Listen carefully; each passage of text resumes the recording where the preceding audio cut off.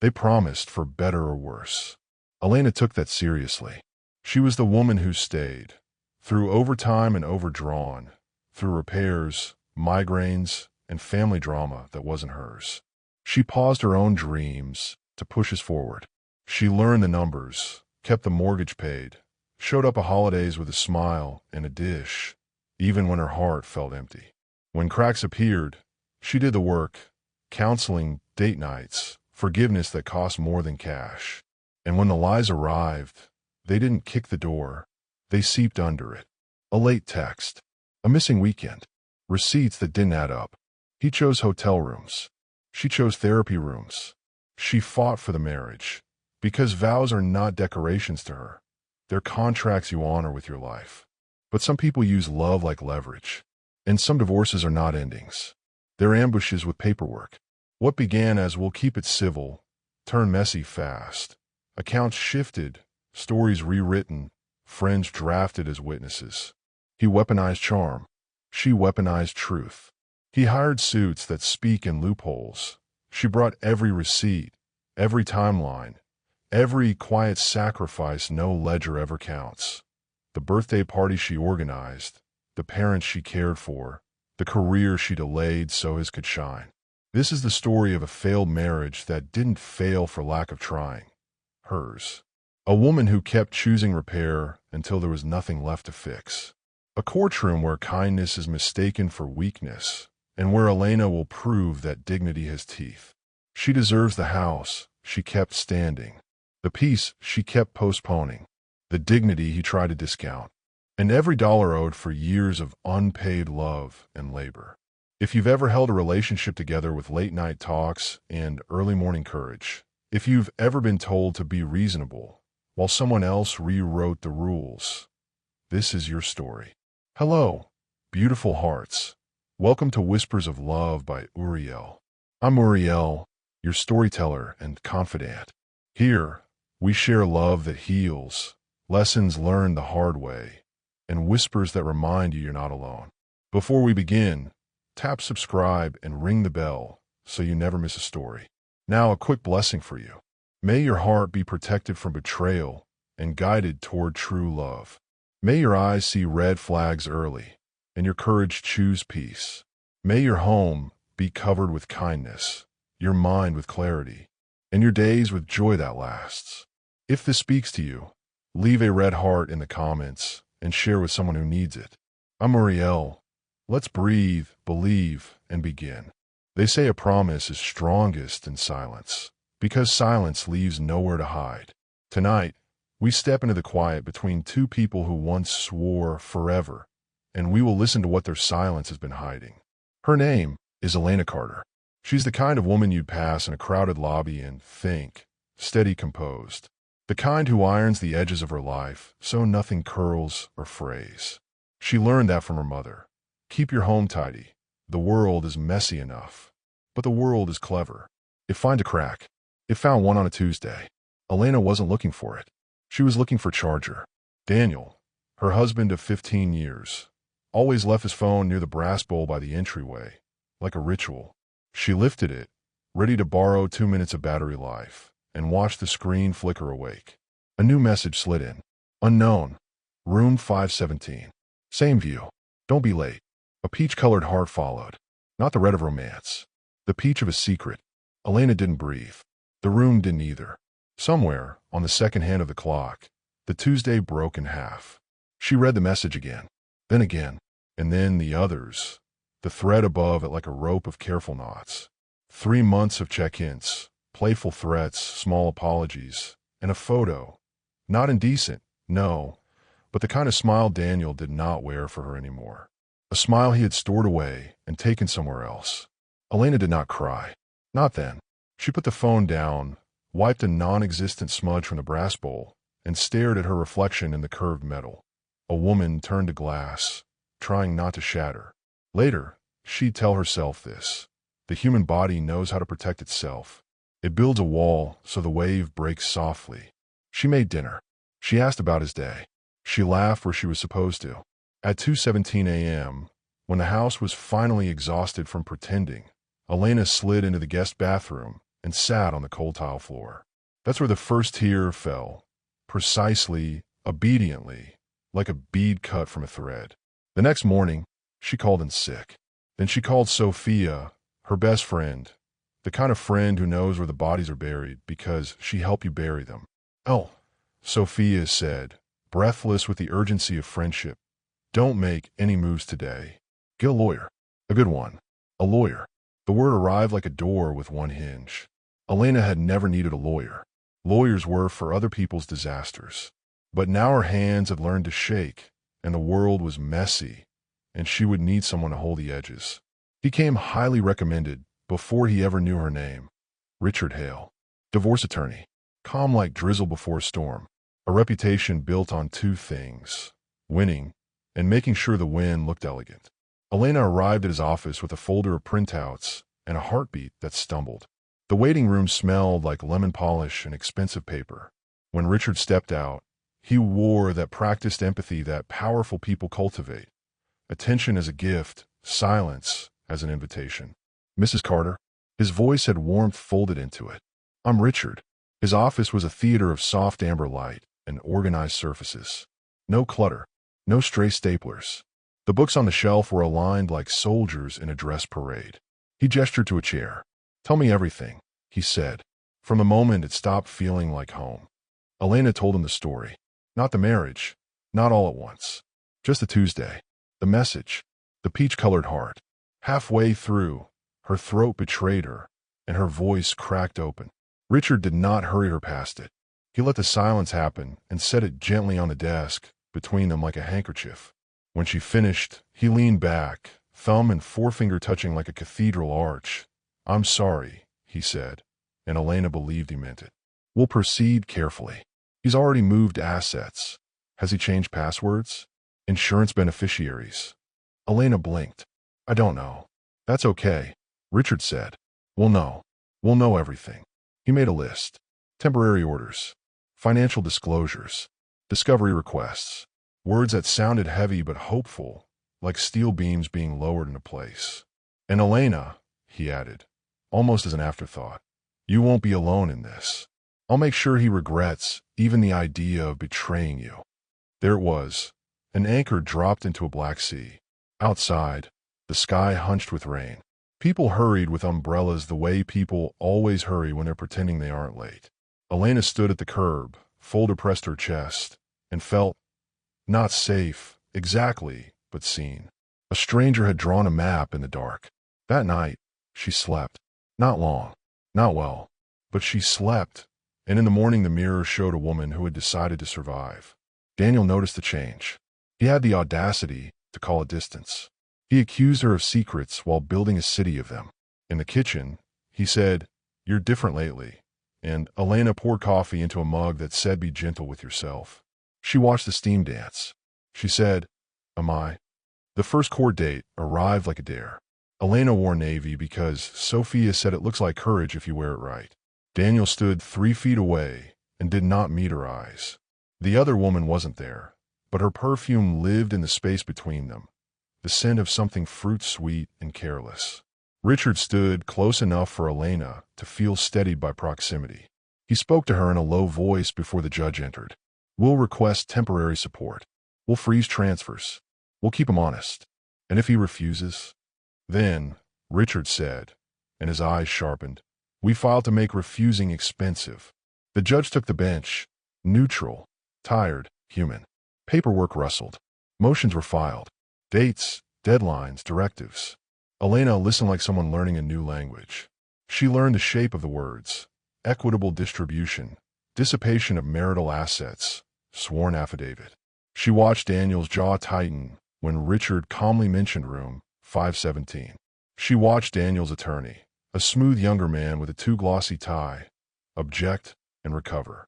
It wasn't the fireworks television promises, but in the small politics of a courtroom, Elena saw something almost beautiful. The choreography of rules that could be bent, but not without cost. Richard moved through it with a kind of silent music. When they stepped into the hallway, Elena exhaled a breath she'd been holding since Tuesday. Richard handed her a copy of the order. "This is a start," he said. "I'll need a few more documents from you. Bank statements, tax returns, anything you have access to. And, Elena, no contact with him outside counsel. Let me be the wall. She nodded. Thank you, she said, and meant it. He looked at her like he'd heard the words 1,000 times and still knew this one meant something. You're doing well, he said. Truly. Am I? She tried to smile. You showed up, he said. In my experience, showing up is what saves you. Over the next week, the case became the weather of Elena's life. Always there, shifting. Richard's emails were crisp, purposeful. His late evening calls were patient, unhurried. When she faltered, he steadied. When she spiraled, he brought her back with facts. He had a way of making strategy sound like mercy. One evening, after a long day of sorting paperwork and memory, Elena found herself in Richard's office again. The building had settled into its after-hours hush. Lights dimmed. Outside the window, the city's grid pulsed like a private constellation. Richard poured tea, real leaves, not a bag, and said, How are you sleeping? Elena hesitated. Like I owe the night money. A small smile twitched at the corner of his mouth. We'll get you paid up. They worked through details until they weren't working anymore, just talking. Childhood pets, favorite books, how grief and love sometimes were the same coat. He was careful with personal stories, offering them like you offer a chair to someone who's been standing too long. When she gathered her things, he walked her to the door. Text me if you need anything, he said. Anytime. She felt the words as a blanket in winter. Thank you, Richard. In the elevator, she studied her reflection in the brushed steel and noticed a secret. The corners of her mouth dared to lift. The human body knows how to protect itself. It also knows how to hope. On Friday, the mail arrived with the ordinary cruelty of mail, bills, glossy promises, a catalog of things she didn't need, and an envelope from a bank. She almost didn't open it. She had learned, lately, that some paper cuts are deeper. Inside, a gentle letter with a vicious heart. A note confirming the closure of a joint account she didn't know had been closed. 2 weeks ago, the date stared back at her like an unblinking eye. 2 weeks ago, the day after the first hearing, Elena's phone rang. Richard's name on the screen. She answered before it finished the first vibration. Elena, he said, voice low, serious but steady. I've received something unusual from Daniel's counsel. I'd rather not discuss it over the phone. Can you come by first thing Monday? Her fingers tightened around the letter. Is everything okay? A beat. Nothing we can't address, he said. Bring any new mail you've received. We'll go through it together. He sounded certain. He sounded exactly like she needed him to. Okay, Elena whispered. Monday. After the call, she stood at the kitchen island, the letter on the marble like a frostbite. The house was quiet in that accusing way houses are when they've kept too many secrets. Outside, the wind had found its teeth. That night, Elena did a small, almost ridiculous thing. She changed the bulb in the porch light. It had been flickering for days, a tired little heartbeat. She replaced it and watched the doorway take a steady breath of gold. She thought, show up. Save yourself. Across town, in a different kind of light, someone else opened an email and did not breathe at all. A reply. 2 sentences. No greeting. Understood. Monday, 9 a.m. I'll keep her focused on the temporary orders. Keep the pressure steady. No signature. No logo. But the thread above it had a name. Daniel Carter. The world is clever. It finds a crack. And sometimes it's in the hand through it. Warm, steady, persuasive, until you lean your weight on it. Monday arrived with the crisp edge of a paper cut. 9 a.m. Elena stepped into Richard Hale's office, carrying a stack of letters and a heart that had hardly slept. She didn't know it yet, but this would be the day her fear learned a new shape, one that looked suspiciously like comfort. Richard met her at the threshold, tie off, sleeves rolled to the forearms, casual competence, an invitation to breathe. He guided her to the table by the window where the light fell like honey over legal pads and a pot of tea. Let's triage, he said gently. Then we'll build. Elena slid the bank letter forward. Richard read in silence, jaw set. Not anger, not surprise, something in between like a surgeon recognizing a familiar fracture. 2 weeks ago, he murmured. Convenient timing. After the hearing, Elena said, is he allowed to do this? He's allowed to try. Richard tapped the page once with the back of his pen. But we're not spectators. He went to work, emails drafted with the precision of a scalpel, a motion to freeze further transfers, a request for sanctions that read like a velvet threat. Elena watched his hands move, calm, quick, certain. A storm with manners. When he finished, he pushed a copy across to her.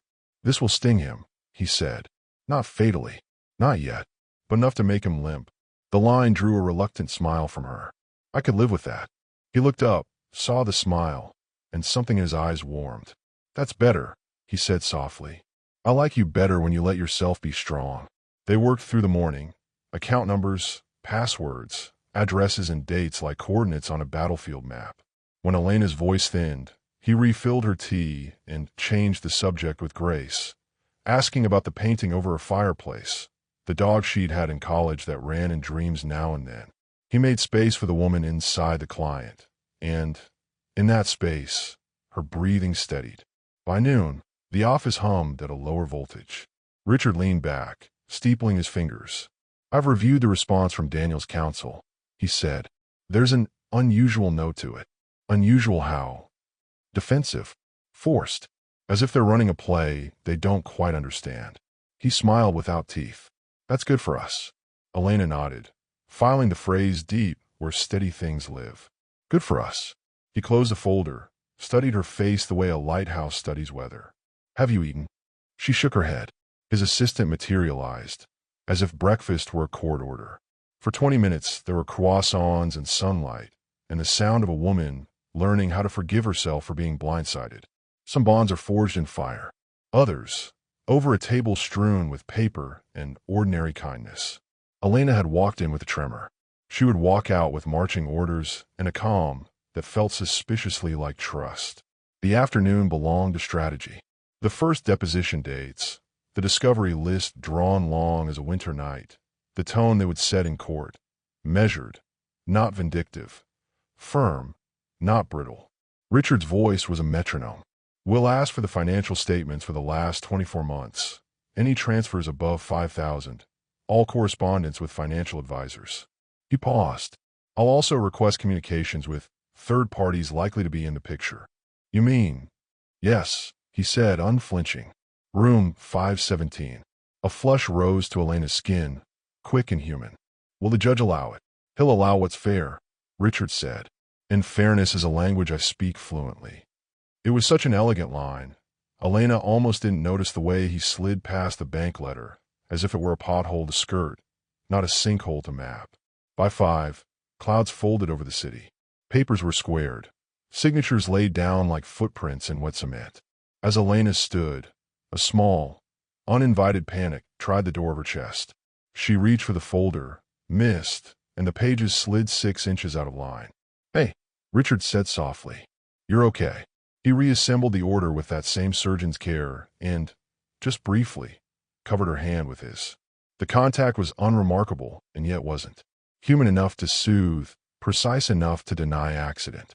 "Text me when you get home," he added. "Let me know you're settled." "Is that normal?" Elena asked, half embarrassed by her own need. "In my practice," Richard said, "people are allowed to be people." That night, Elena's house didn't feel like a hostile witness. She made soup. She sorted receipts. She texted home. Richard replied with a thumbs up and a single sentence. "We're in good shape." It read like a painkiller dissolving under the tongue. In the days that followed, a rhythm took hold. Mornings of evidence. Afternoons of filings. Evenings of two voices finding the space between business and the places business inevitably touches. Elena told herself it was professional dependence, the natural gravity of a guide and a person learning a new terrain. If small sparks slid under the door, she pretended not to notice. Plenty of houses are warmed by a fire you refuse to name. Sophia noticed anyway. Over coffee, she lifted a brow that could slice a lie cleanly in half. "He's handsome." "He's effective," Elena corrected. "Uh-huh. And handsome," Sophia said, savoring the words. "Just remember why you're there." Elena laughed it off with the brittle joy of a person auditioning for happiness. "I'm there to win." "Good," Sophia said. "Win smart." The next hearing unfurled like a slow-breathing serpent. Motions argued, Objections threaded through with civility that bordered on theater. Daniel stood at the far table, cufflinks catching light, the set of his jaw a study in arrogance. His new counsel, a different face, sharper, more careful, keep whispering into his ear. Richard's presence beside Elena was a steady temperature. When he rose to speak, he did not thunder. He braided facts into something almost kind. Judges, like anyone with a crowded calendar, appreciate a story told clean. "We're not here to punish, Your Honor," he said. "We're here to preserve what fairness demands." Elena watched the judge watch Richard. Approval, withheld but palpable. A nod. Deadline set. Transfers enjoined. The smallest of victories. Yet inside Elena, a light switched on where she thought wiring had burned. They stepped into the corridor. Richard's mouth slanted into a grin built for exactly this kind of afterglow. "You were magnificent," Elena said, immediately self-conscious. "I'm adequately caffeinated," he replied. "Magnificence is Sophia's word for you." "You talked to Sophia?" A half-beat. "Only to coordinate a document delivery. She's protective." "It's good." Elena considered that. Protectiveness as proof of love. She wondered, foggily, when she had last been protected without a price. Later that week, the city drowned in a soft, relentless rain. Elena arrived for a late strategy session, hair damp, eyes bright in that way grief sometimes makes them. Richard handed her a towel and a look that lingered 1 second longer than manners require. He spread new documents across the table, a partial dump of statements, coded with withdrawals that formed their own secret music. He guided her through them, patient, exact, until numbers became a narrative she could speak without flinching. When the work bled into conversation, it did so quietly. Favorites folded into facts, jokes smuggled into strategy. At one point, a laugh escaped Elena, so sudden and easy she startled herself with the memory of her own lightness. Richard stilled, as if to honor it. "There," he said softly. "That's you. And the other thing is what happened to you," he replied. "Not what you are. It shouldn't have landed this deep. It did. The human heart does not measure time in hours. It measures in moments that change its temperature." Elena was warming, carefully, foolishly, inevitably, toward the man who held the map and the flashlight. Near 10, lightning stitched the sky beyond the window. Elena gathered her folder. Her hand brushed a page, one from the afternoon's delivery, and paused. "Richard," she said slowly, "this withdrawal, it's dated the day after our last hearing again." He glanced over, nodded. "Pattern behavior. It will help us. Judges hate patterns like this. Shouldn't we? I don't know, call the bank. File something immediate." "We already filed the general motion," he said, voice even. "If we rattle every door tonight, we look frantic." "We don't do frantic." Elena nodded, even as something small and sensible pricked at her. "We don't do frantic." It sounded like wisdom. It also sounded like delay. Richard stood, walked her to the door like always. The hallway was empty, the building holding its breath. He started to say something, stopped, then tried again, words choosing their clothing with care. "You're doing everything right," he said. "When this is over, you'll look back and see the line between who you were and who you wouldn't let yourself become." Elena swallowed. What if Daniel crosses it first? Then he'll meet me on the other side. He was very close now. Not inappropriate. Not quite. The air did something it rarely does in law offices. It trembled. "Trust me, Elena," he said, his hand closing around hers for a heartbeat. The warmth of it ran up her arm and into the place where panic had built a nest. "I'll never let him win." There are moments when a promise is louder than thunder, and there are moments when thunder sounds like applause. Elena stepped into the rain with a vow in her pocket and a warmth on her palm. She did not see the shadow moving 2 floors below, a figure slipping from an alcove to a car where a phone glowed with a new message. 2 sentences. No greeting. Monday's filings were clean. "She's anchored. Give me 48 hours on the account issue." No signature this time either. But the thread, if you scrolled, would spell a name you already know. Some victories feel like sunlight through bulletproof glass. Warm, but you never forget the barrier. Today, Elena will taste warmth and call it safety. Today, the glass will be invisible. The motion calendar was thick with strangers' heartbreaks. Names mispronounced. promises repackaged as exhibits. When Elena Carter heard her case called, the room seemed to lean forward. Richard Hale rose with that unhurried certainty he wore like a custom suit. No thunder, only the quiet authority of facts sharpened into tools. "Your Honor," he said, "we're asking for temporary support, enforcement of the injunction on transfers, and exclusive use of the marital residence. Ms. Carter isn't seeking to punish. She's seeking to breathe." Across the aisle, Daniel wore contrition like an accessory, tasteful, removable. His new attorney claimed misunderstandings, cash flow irregularities, nothing intentional. He made room 517 sound like a calendar error and a peach-colored heart like an emoji sent by accident. Richard didn't bite. He placed numbers where excuses had tried to live. Bank statements like footprints. Dates like fingerprints. The judge's eyes tracked the trail. In 15 careful minutes, a small weather front shifted. Transfers stayed frozen. Temporary support granted. The house, hers for now. Not a hurricane, but the wind finally blowing at Elena's back. They stepped into the corridor, the door snicking shut on the stale perfume of objections. Richard's mouth curved. Not a grin, something subtler. Victory, politely dressed. "You did that," Elena said, breath catching on gratitude. "We did," he corrected. "You showed up. I carry the bags." They walked out together into a pale afternoon, and for the first time in weeks, Elena's bones remembered the choreography of relief. She let herself picture sleep, a meal that tasted like food instead of camouflage. The future, fuzzy at the edges, yes, but not black. "Come by the office," Richard said, easy. "We'll debrief. 5 minutes. Then I'll kick you out to go celebrate." 5 minutes became 40. Celebration turned into post-battle triage. They stood at the window while raindrops stitched the city into a single trembling veil. "You were brilliant," Elena said, half laughing at the inadequacy of the word. "Caffeinated," he replied, eyes on the glass. "Brilliant is what I call clients who survive the worst day of their life and still say please and thank you. If you stop the film here, freeze the frame, you'll see it. Two people at the exact distance where comfort becomes current. No one leans. No one runs. Gravity does the rest." "Richard," Elena said softly, "I don't know how to repay you." "You're not a debt," he said. "You're a case. And a person." His smile tilted. "Both matter." He reached to hand her the copy of the order. Her fingers brushed his. A static spark, ridiculous, human, leapt between skin and paper. He didn't move his hand away. Neither did she.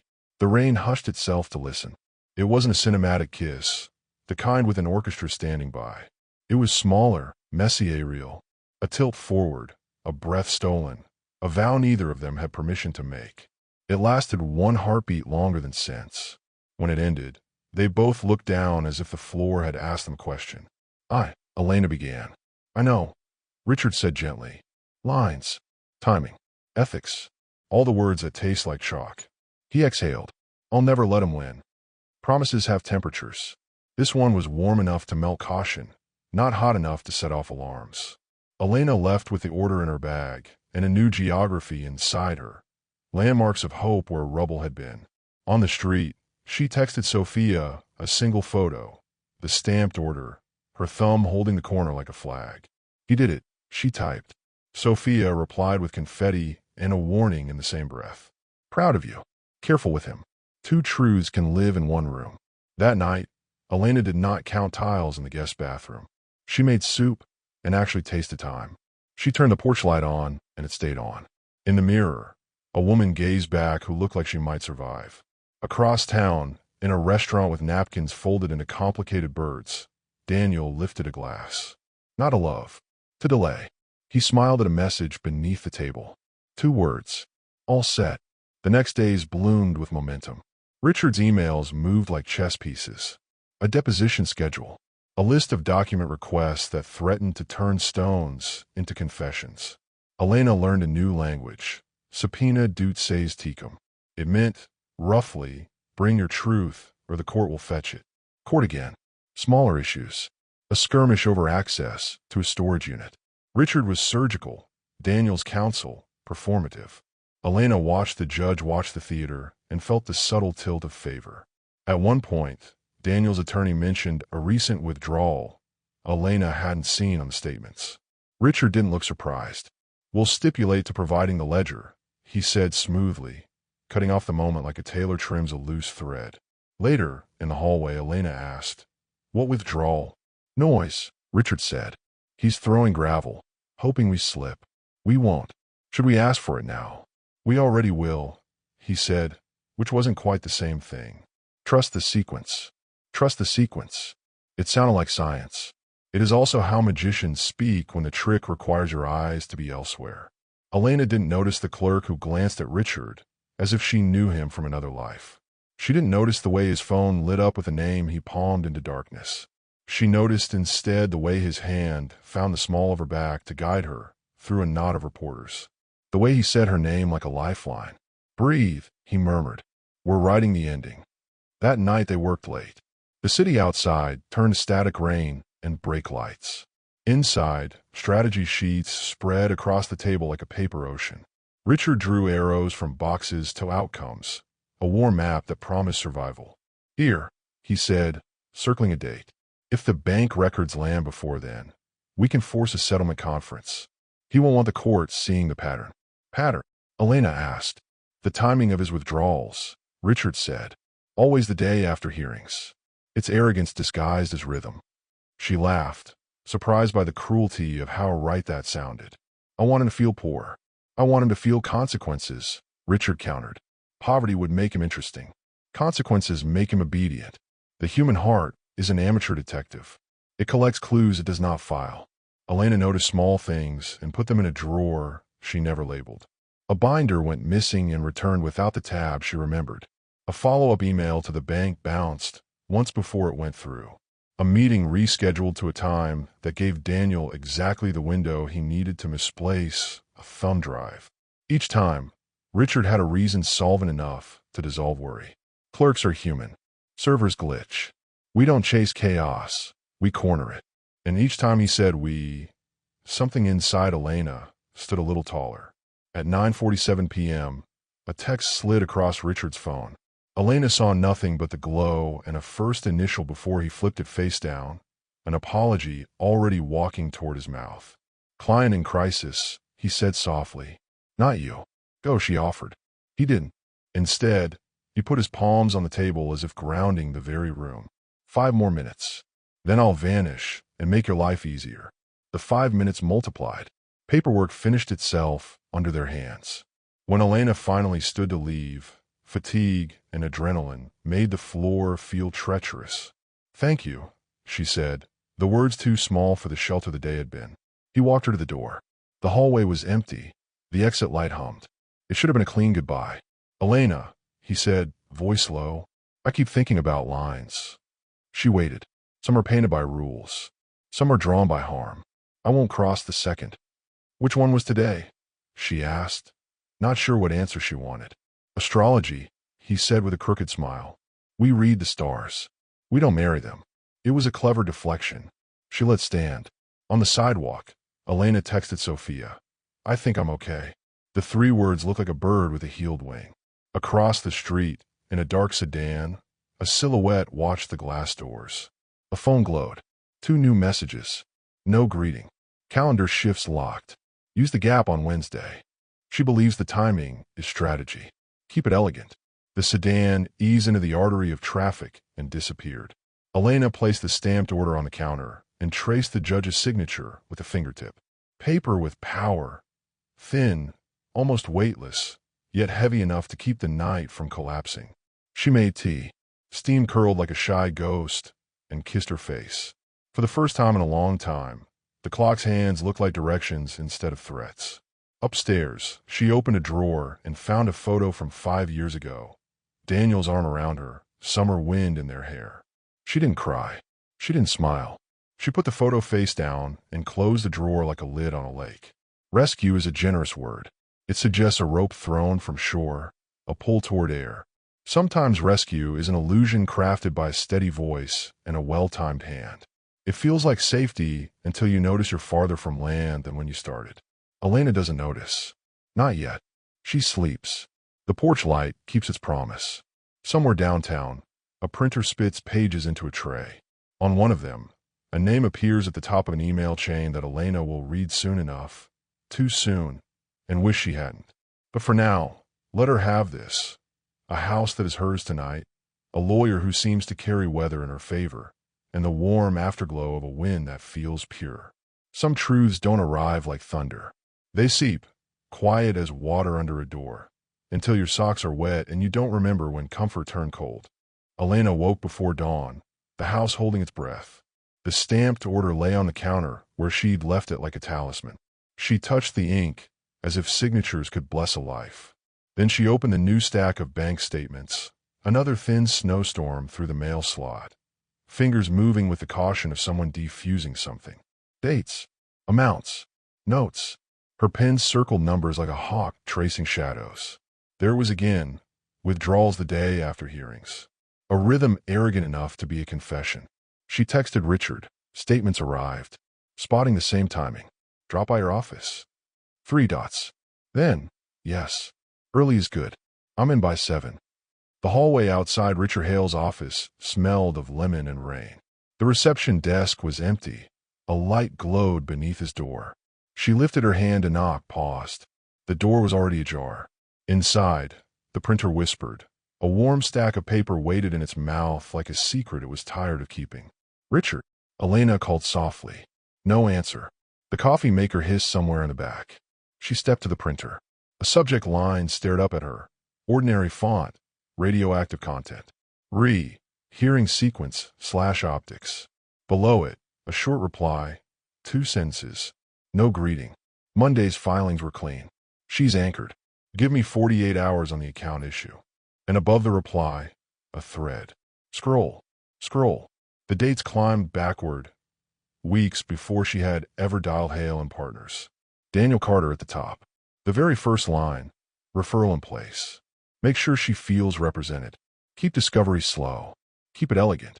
Everyone knows the feeling of missing a step in the dark. That drop through space with the floor waiting a beat too long to catch you. Elena had it now, except there was no floor. Only air and the realization that the rope she'd been holding was tied to the person pushing her. Her hands moved faster than panic. Phone out. Screens flicking. A camera whispering its clicks into the printer tray. Page 1, 2, 3. She slid the stack back exactly where it had been, squared the corners the way he liked. A door somewhere down the hall. Elena. Richard's voice, friendly thunder. She turned, heart staging a jailbreak. Mouth rehearsing calm. You said early was good. Always. He smiled, sleeves rolled. Careful competence in human form. Let's see what the statements are doing to me today. They sat. He smelled like cardamom and rain and the kind of certainty you pay for by the hour. Elena watched his hands, steady as ever, move through her neatly arranged panic. We'll fold these into the motion, he said. Patterns make judges itch. We'll offer them scratch. She nodded, as if the corridor between her ears wasn't filling with smoke. There's a gap Wednesday, she said casually, between the injunction deadline and the bank's report. He didn't look up. I'll keep it elegant. The phrase landed like a fingerprint on wet glass. Elena smiled with only half her face. Right. She didn't confront him. Not yet. Truth is a blade. You don't swing it until you know where it will land. She pictured the printer tray. The thread. Daniel's name at the top, like a header stamped by the universe. When they finished, Richard walked her to the door, same as always. His palm ghosted the small of her back, the practice compass. I'll file by noon, he said. Get lunch. Something you taste. I will. And Elena? His eyes held hers with their usual steady flame. You're safe with me. It was astonishing, the body's loyalty to routine. For one treacherous second, her muscles believed him. She didn't go home. She went to Sophia. Best friends can read weather off your face before you check the window. One look, and the color drained from Sophia like the tide. What did he do? Elena placed her phone between them. Photos. Subject lines. Dates. The words no one wants stapled to their life. Make sure she feels represented. Sophia's jaw tightened. We go nuclear. Ow. Bar association. File a complaint. Find a new lawyer yesterday. And don't breathe near Hale without a witness. Elena's hands trembled around the paper cup. If I report him now, Daniel will prep. He'll bury the money deeper. Then we move in 2 lanes, Sophia said. Gather. Secure. Quietly hire someone who doesn't shake hands with your enemy. She slid her phone across. A name on the screen, Maya Linford, a reputation with teeth. Call her. Today. I understand. Email me what you have. Don't forward from any account he knows. Create something new. Log in from a device he's never touched. And Ms. Carter, say nothing to Hale until I tell you to. I won't. Good.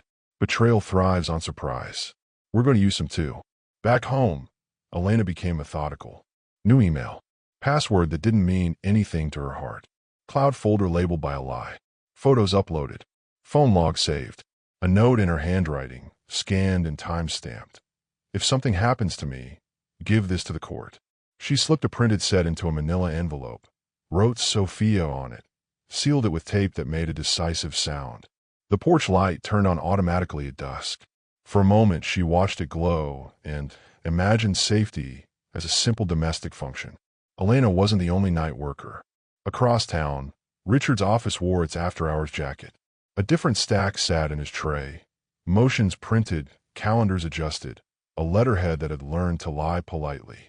His phone lit with a name he never saved in full. 2 lines. No greeting. She's quiet. Hearing set. Keep discovery staggered. 48 hours still holds. Richard typed back. Understood. He didn't use a name either. At 9:12, Elena's doorbell rang. A courier stood on the porch, polite behind Rain. Delivery for Ms. Carter. No return address. Inside, an envelope, thin and malicious. She slid a photo into the kitchen light. Her and Richard. In his office. Not indecent. Devastating anyway. That small, human kiss captured mid-breath. Below it, a single printed line. Conflict noted. Another paper beneath. An anonymized complaint form. Already filled with her name and his. A few suggestive times and places. A blank waiting for a signature that would be, by morning, unnecessary. Elena's stomach folded. She looked at the timestamp in the corner of the photo. Today. She stared at the angle. Elevated, oblique, the vent above the door. Something watched them. Or someone. She didn't cry. Not this time. She took the photo by its edges, as if fingerprints could incriminate her further, and slid it into a folder labeled leverage. Her phone buzzed. Richard. Quick update. Filing's in. Judge moved the conference up. We're in good shape. Good shape. The phrase had begun to taste like aspirin. Bitter relief. She typed, got it. See you tomorrow. Then she deleted tomorrow and typed, see you soon. Then she deleted soon and didn't send anything at all. Late night. Rain deepens. A car idles 2 houses down, then leaves. Uriel VO. At midnight, Elena lay awake listening for footsteps that didn't come. Her mind turned the email thread over like a stone, searching for the wormhole that made this plausible. Maybe it was a setup. Maybe the replies were forged. Maybe planets could be bribed to run backward. Dawn refused to barter. Maya Linford didn't offer comfort. She offered competence. She scanned the photos without blinking. This is collusion, Maya said. If it's authentic, he's finished. If, Elena heard herself ask. Elena woke before dawn, the house holding its breath. The stamped order lay on the counter where she'd left it like a talisman. She touched the ink, as if signatures could bless a life. Then she opened the new stack of bank statements, another thin snowstorm through the mail slot. Fingers moving with the caution of someone defusing something. Dates. Amounts. Notes. Her pen circled numbers like a hawk tracing shadows. There it was again, withdrawals the day after hearings. A rhythm arrogant enough to be a confession. She texted Richard. Statements arrived. Spotting the same timing. Drop by your office. 3 dots. Then, yes. Early is good. I'm in by 7. The hallway outside Richard Hale's office smelled of lemon and rain. The reception desk was empty. A light glowed beneath his door. She lifted her hand to knock, paused. The door was already ajar. Inside, the printer whispered. A warm stack of paper waited in its mouth like a secret it was tired of keeping. Richard, Elena called softly. No answer. The coffee maker hissed somewhere in the back. She stepped to the printer. A subject line stared up at her. Ordinary font. Radioactive content. Hearing sequence / optics. Below it, a short reply. 2 sentences. No greeting. Monday's filings were clean. She's anchored. Give me 48 hours on the account issue. And above the reply, a thread. Scroll. Scroll. The dates climbed backward, weeks before she had ever dialed Hale and Partners. Daniel Carter at the top. The very first line, referral in place. Make sure she feels represented. Keep discovery slow. Keep it elegant. Everyone knows the feeling of missing a step in the dark. That drop through space with the floor waiting a beat too long to catch you. Elena had it now, except there was no floor. Only air and the realization that the rope she'd been holding was tied to the person pushing her. Her hands moved faster than panic. Phone out. Screens flicking. A camera whispering its clicks into the printer tray. Page 1, 2, 3. She slid the stack back exactly where it had been, squared the corners the way he liked. A door somewhere down the hall. Elena. Richard's voice, friendly thunder. She turned, heart staging a jailbreak, mouth rehearsing calm. You said early was good. Always.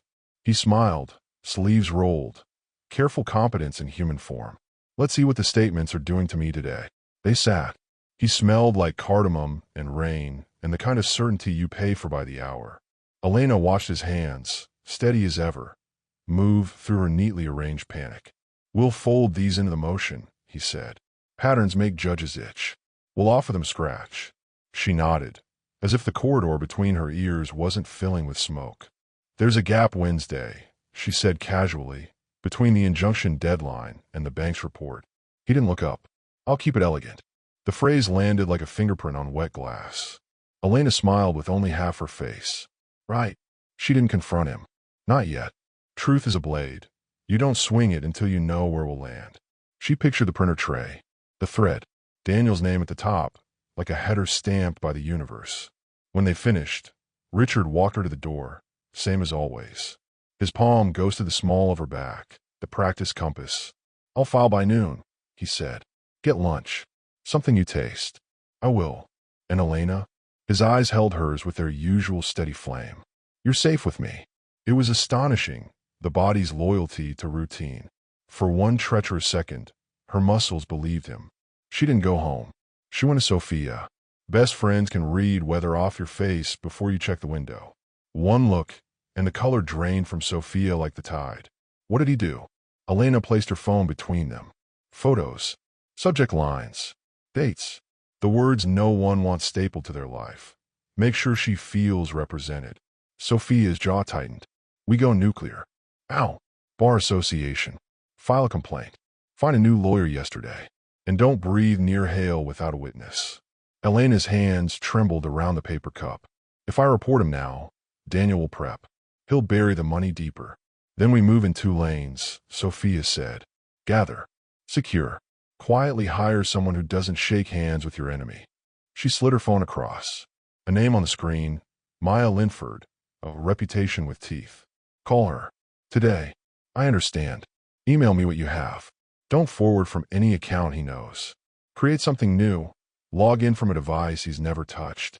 And Ms. Carter, say nothing to Hale until I tell you to. I won't. Good. Betrayal thrives on surprise. We're going to use some too. Back home, Elena became methodical. New email. Password that didn't mean anything to her heart. Cloud folder labeled by a lie. Photos uploaded. Phone log saved. A note in her handwriting, scanned and time-stamped. If something happens to me, give this to the court. She slipped a printed set into a manila envelope, wrote Sophia on it, sealed it with tape that made a decisive sound. The porch light turned on automatically at dusk. For a moment she watched it glow and imagined safety as a simple domestic function. Elena wasn't the only night worker. Across town, Richard's office wore its after-hours jacket.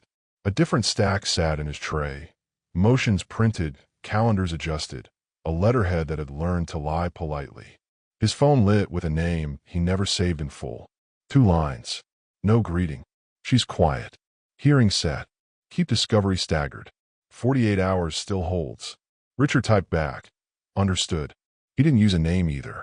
At 9:12, Elena's doorbell rang. A courier stood on the porch, polite behind Rain. Delivery for Ms. Carter. No return address. Inside, an envelope, thin and malicious. She slid a photo into the kitchen light. Her and Richard. In his office. Not indecent. Devastating anyway. That small, human kiss captured mid-breath. Below it, a single printed line. Conflict noted. Another paper beneath. An anonymized complaint form. Already filled with her name and his. A few suggestive times and places. A blank waiting for a signature that would be, by morning, unnecessary. Elena's stomach folded. She looked at the timestamp in the corner of the photo. Today. She stared at the angle. Elevated. Oblique. The vent above the door. Something watched them. Or someone. She didn't cry. Not this time. She took the photo by its edges, as if fingerprints could incriminate her further, and slid it into a folder labeled leverage. Her phone buzzed. Richard. Quick update. Filing's in. Judge moved the conference up. We're in good shape. Good shape. The phrase had begun to taste like aspirin. Bitter relief. She typed, got it.